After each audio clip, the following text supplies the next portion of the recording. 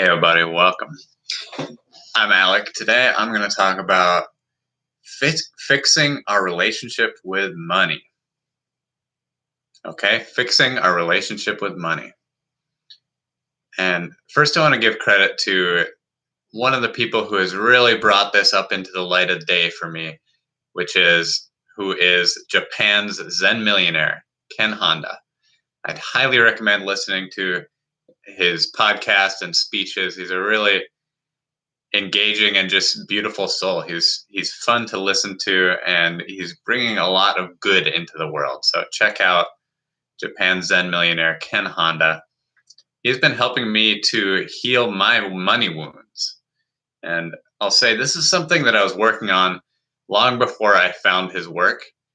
But also, as I said, I really like the perspective that he brings and the practical tools that he shares with people about healing your money wounds. So, what do I mean when I say money wounds? This is about how we relate to money. And oftentimes we got hurt in some way in relationship to money, very often times in our early lives. So our relationship to money and our money wounds are very often connected with our parents or our primary caregivers. Because when we're very young, from the ages of 0 to 7, we're forming some of our most important theories basically about how the world works. We're forming our perception of what it is to be a human in this reality in those young years. And as you know, if you're a human in this reality, interacting with money is a very important part of living in this reality. It's pretty hard to get away from. So to heal your money wounds, I believe, is one of the most important parts, one of the most important things you can do to live a happy and fulfilling life. Because if we always have a negative relationship to money, if we always have a painful or scarce relationship to money, it will be lifelong. Our relationship to money is lifelong. So my recommendation to you and my personal practice is to heal these wounds as fast as possible so that they do not continue to negatively affect our lives in perpetuity. So also, I'll say that most of the time our parents largely were unconscious of their relationship to money, their money wounds, and they had that passed on to them from their parents. And if you come from my generation, your grandparents most likely lived through the Great Depression and World War II. These really extreme traumatic events that seriously and negatively affected people's relationships to money. So that's trauma, that's programming that those generations passed on to our parents.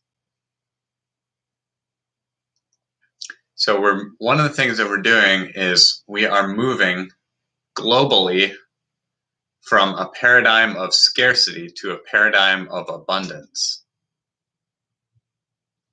That's right. We are moving globally from a paradigm of scarcity to a paradigm of abundance. And we can do this in relationship to money.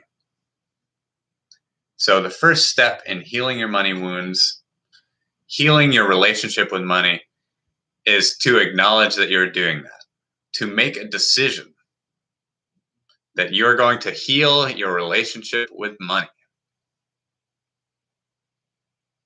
So I invite you to make that decision now or soon. I invite you to not simply do it in your mind, but to write it down. You could use these words: I hereby declare and decree that I am healing my relationship with money. I also like these words. Shout out to Bob Proctor. I am so happy and grateful now that money comes to me in ever-increasing abundance from a variety of sources in a continuous manner. Put these into your affirmations, into your manifestation book, into your hypnosis, whatever tool it is you're using to create. So healing your money wounds also involves looking back at your life and your early life and your early relationship with money. What experiences did you have with your parents, your friends, your family, your primary caregivers, whoever they were, that shaped your current perception of how money works and what your relationship is to money? Personally, I had some really negative programming. At some point, I picked up this idea that money is the root of all evil. That's a rumor going around. It's not true. It's a misquotation of the Bible, in fact. So, the love of money and the obsession with money to the what's the word, to the exclusion of everything else, now that can create a lot of evil. There's a lot of evil that can be created through excessive greed and through people who are willing to abuse and neglect the people around them for the sake of acquiring as much money as possible. Now that is connected with evil. But money is energy. Money can create freedom, security, can create beautiful art and music and experiences. It is energy that allows us to be more of ourselves. So healing our relationship with this energy is tremendously powerful. I've heard this saying recently, actually, I've heard it a number of times, which is fix the money, fix the world.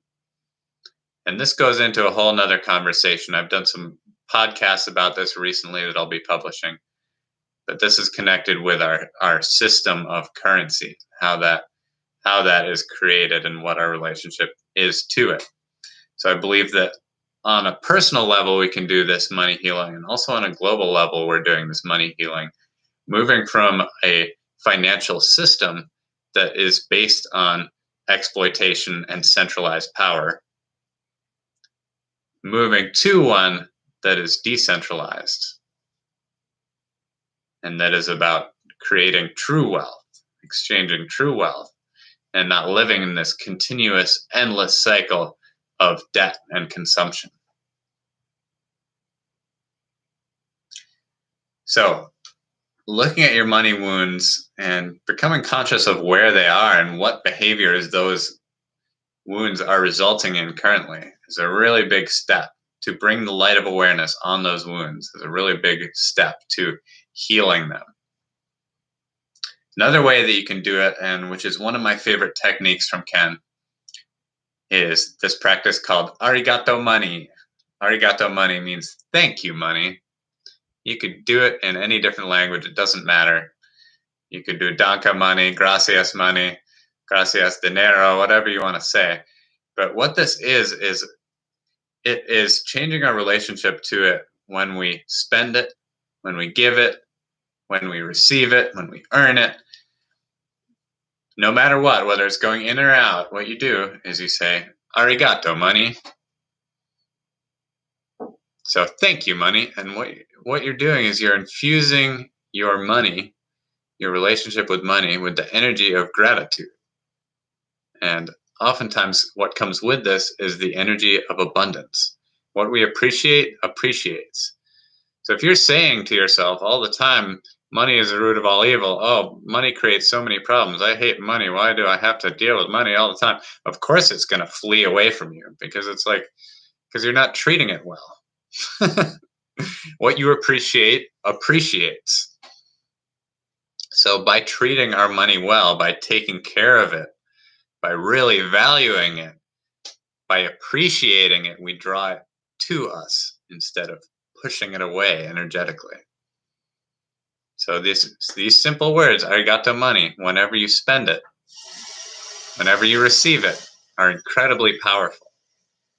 Especially for me, it is the spending part. I notice, having really spent a lot of time thinking about this in the last couple of years, that I still have this kind of scarcity mentality sometimes, even when I'm at the grocery store just buying whatever.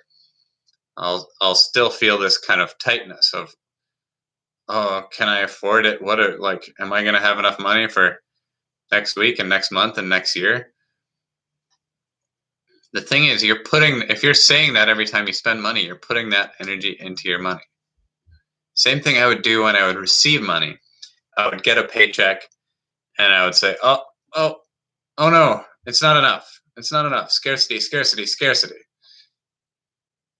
If you're putting that energy into your money, that reality is going to manifest in your financial space. And sure enough, it did for me for years and years and years. This is why I'm sharing this information with you, because you can change your relationship to money. I am changing my relationship with money, and the changes that I have seen in my life have been tremendous.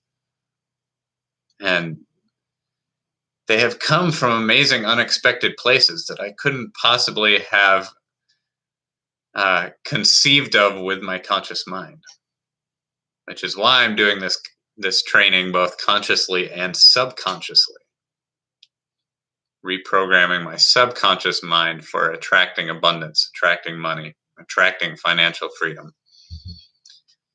Because the subconscious has tremendous power to manifest things into your life in ways that go far beyond what you could conceive of with your intellectual mind.